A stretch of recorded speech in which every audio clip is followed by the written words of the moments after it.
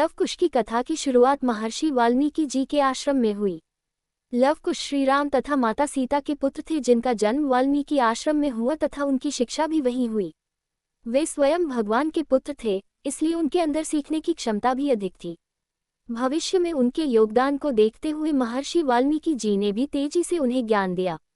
गुरु वाल्मीकि का श्रीराम के राज्याभिषेक के बाद रामायण कथा में महत्वपूर्ण योगदान था। भगवान ब्रह्मा के द्वारा श्रीराम कथा को लिखने का उत्तरदायित्व उन्हें ही मिला था तथा माता सीता के वनगमन के पश्चात उन्हें शरण भी वाल्मीकि जी ने ही दी थी। ऐसे समय में उनके द्वारा माता सीता को शरण देने के साथ साथ उनके दोनों पुत्रों लव कुश की शिक्षा का भार उठाया गया। महर्षि वाल्मीकि जी जानते थे कि आगे चलकर लव कुश को क्या कुछ करना है। ऐसे में उन्हें जल्द से जल्द सभी तरह की शिक्षा में पारंगत करना अति आवश्यक था। एक तरह से लव कुश को धर्म ज्ञान और शस्त्र विद्या लेने के साथ साथ संगीत विद्या भी सीखनी थी। तभी वे महर्षि वाल्मीकि जी की लिखी रामायण को राम दरबार में सुना सकते थे। इसमें धर्म ज्ञान, शस्त्र विद्या, संगीत विद्या, दैवीय अस्त्र व गुरु कवच आएंगे। लव कुश का जन्म ही गुरुकुल में हुआ था, इसलिए उनकी शिक्षा भी शुरुआती चरण में ही शुरू हो गई थी। दिन भर आश्रम में रहने तथा नित्य काम करते रहने के कारण उनमें धर्म का ज्ञान दिन प्रतिदिन बढ़ता ही जा रहा था। गुरु वाल्मीकि का भी उन पर विशेष ध्यान था, इसलिए उनकी शिक्षा में कोई कमी नहीं रही।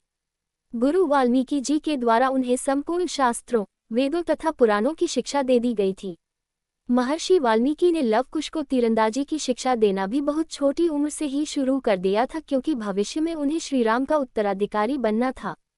इसके लिए वाल्मीकि जी ने दोनों के लिए छोटे धनुष का निर्माण करवाया तथा प्रतिदिन उन्हें अभ्यास करवाते।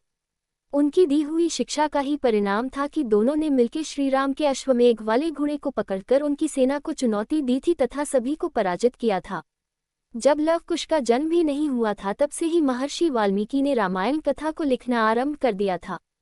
उचित समय आने पर उन्होंने लव कुश को संगीत विद्या का ज्ञान दिया ताकि वे अयोध्या की प्रजा को उनकी गलती का एहसास करवा सकें। उनकी शिक्षा का ही परिणाम था कि लव कुश को श्रीराम दरबार में रामायण कथा को सुनाने का अवसर मिला, जहां उन्होंने माता सीता के वनगमन के पश्चात की भी कथा सुनाई।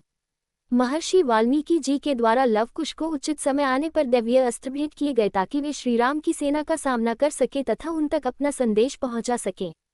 इसी के साथ किसी भी खतरे से निपटने के लिए उन्होंने लव कुश के चारों ओर स्वयं का गुरु कवच बनाया ताकि किसी भी अस्त्र शस्त्र से उन्हें नुकसान न हो। इन्हीं सब शिक्षा के कारण ही लव कुश की कथा आगे जाकर रोमांचक मोड़ लेती है।